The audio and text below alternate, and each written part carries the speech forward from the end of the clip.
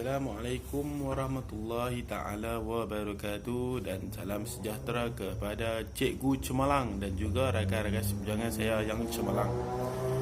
Saya Muhammad Atif bin Muhammad Razif. Nombor kad matrik di 2018-2085943. Mengambil jurusan ISMP Sains. Akan membentangkan mengenai sejarah bola lisu, apa itu bola lisu, dan akhirnya jenis-jenis peralatan dan spesifikasi yang digunakan di dalam permainan bola lisu. Yang pertama ialah mengenai sejarah bola lisu di Malaysia. Di Malaysia, permainan softball ini dipopularkan oleh sukarelawan Amerika, iaitu Peace Corporation. Sukarelawan ini mula dan mempopularkan permainan di sekolah-sekolah di Malaysia di sekitar tahun 60-an, di tempat di mana mereka bertugas atau mengajar. Pada tahun 1974, Persatuan Softball Malaysia ditubuhkan di Ipoh Perak pada tahun 1976. Kejohanan softball ASEAN yang pertama kali diadakan di Kuala Lumpur. Permainan yang menyerupai rounders. Sekarang ini permainan softball dipertandingkan di peringkat MSSM. Seterusnya ialah mengenai softball. Apa itu softball? Apa yang kita tahu mengenai softball? Softball ataupun bola lisu ialah sejenis sukan berbola dan berpemukul yang berkembang dari sukan sejenis baseball. Kiranya permainan softball ini ataupun bola lisu ini berasalnya daripada permainan baseball. Kiranya ia berkembang dan kiranya mempunyai asal usul daripada baseball, sukan baseball. Okey, permainan ini telah diperkenalkan oleh seorang pemberita yang bernama George W. Hancock pada tahun 1887 di Chicago, Amerika Syarikat. Dalam softball, bola akan dilemparkan oleh seorang pelempar bola yang mana bernama pitcher dan menjadi sasaran pemain lawan yang memukul yang orang panggil batter dengan menggunakan kayu pemukul yang dikenali sebagai bat. Kayu pemukul dia ialah bat. Kita panggil bat nama dia. Terdapat satu kumpulan yang berjaga di padang, iaitu pertahanan, dan satu kumpulan yang bertindak sebagai pemukul ataupun penyerang. 3 pasukan berlumba mengumpulkan markah turn dengan cara mengelilingi petak berbentuk potongan wajik, iaitu base. Dia akan kumpul mata melalui larian ataupun runner daripada mengelilingi petak potongan wajik, iaitu base nama dia. Mereka ni akan berlari sehingga menyentuh base yang terakhir dikenali sebagai home plate. Seterusnya ialah bola lisu ni dia ada 3 jenis permainan softball, iaitu bola lisu yang dimainkan di peringkat antarabangsa. Yang pertama ialah fast pitch softball. Apa itu fast pitch softball? Ianya merupakan permainan yang ditentukan oleh pitcher. Kiranya pitcher melemparkan bola dengan kecepatan maksimum lah, dikatakan serupa dengan baseball. Perbezaan hanya pada gaya lemparan pitcher dan guna cara melepaskan bola. Pelepasan bola terletak di bawah atau sama dari posisi sarung tangan. Yang kedua ialah modified pitch softball, iaitu jenis ini dikenali dalam nama modball. Tujuan utamanya adalah untuk memudahkan peraturannya dipakai dalam kategori fast pitch. Pemain-pemain yang belum biasa dengan peraturan softball tidak akan terkejut dengan peraturan yang ketat di softball seperti strike zone, jarak antara base, masa permainan dan lain-lain. Kecepatan lemparan pitcher dalam modball berada di antara fast dan slow pitch. Kecepatan bola dibatasi dengan putaran lengan melebihi bahu.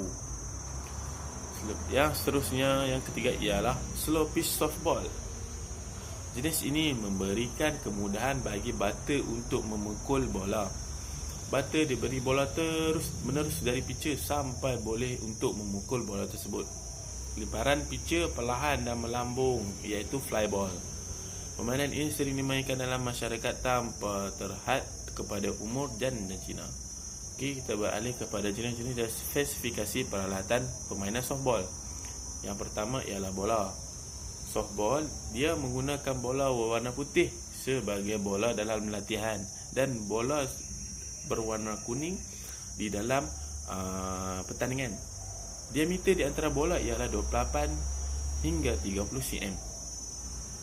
Seterusnya ialah bat pemukul. Bola bat pemukul ataupun pemukul bola softball ni, dia dibuat daripada kayu ataupun aluminium ataupun gentian karbon.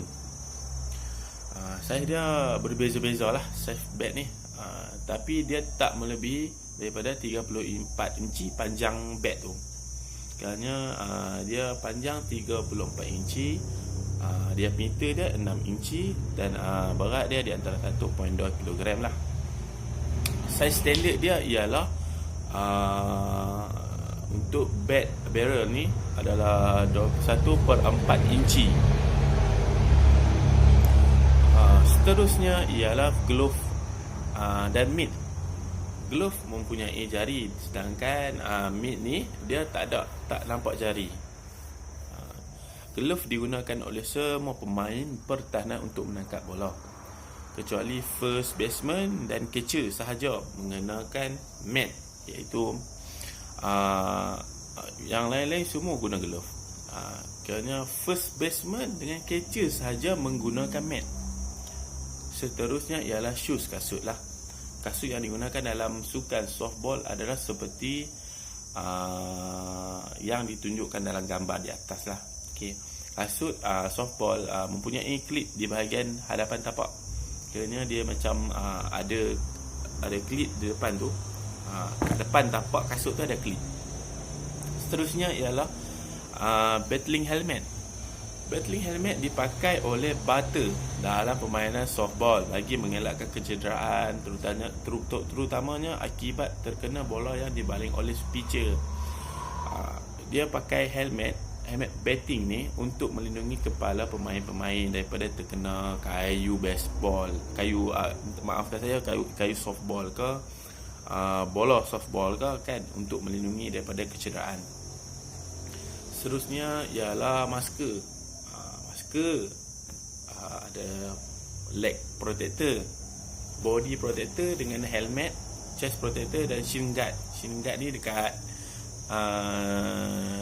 orang cakap kata dekat lutut, dekat betis dengan lutut kan, naik atas sekali kan. Benda ni, ketiga-tiga peralatan ni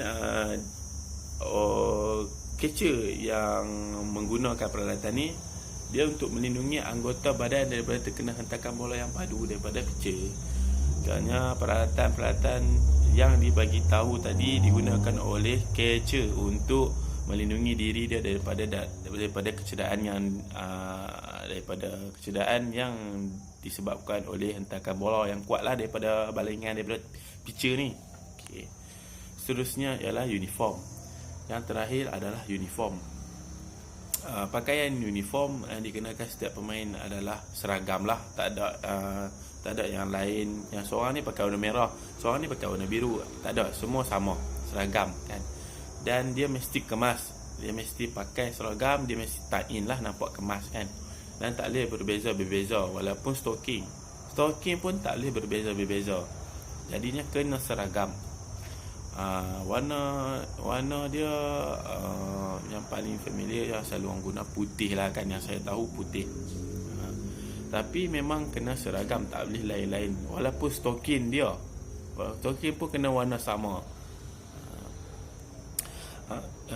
Itu sahaja daripada saya, daripada sebahagian penerangan saya. Terima kasih kepada Cikgu Cemerlang dan rakan-rakan Cemerlang yang meluangkan masa untuk mendengar mendengar penerangan saya, bukan ceramah, penerangan saya yang agak pendek ni, yang dikatakan agak pendek. Terima kasih. Kita berjumpa lagi Di masa akan datang, insya-Allah, kalau ada rezeki, Cemalang, Cemalang, Cemalang. Cikgu Cemalang, rakan bola lisut saya pun Cemalang. Cemalang, Cemalang, Cemalang. Okey, terima kasih.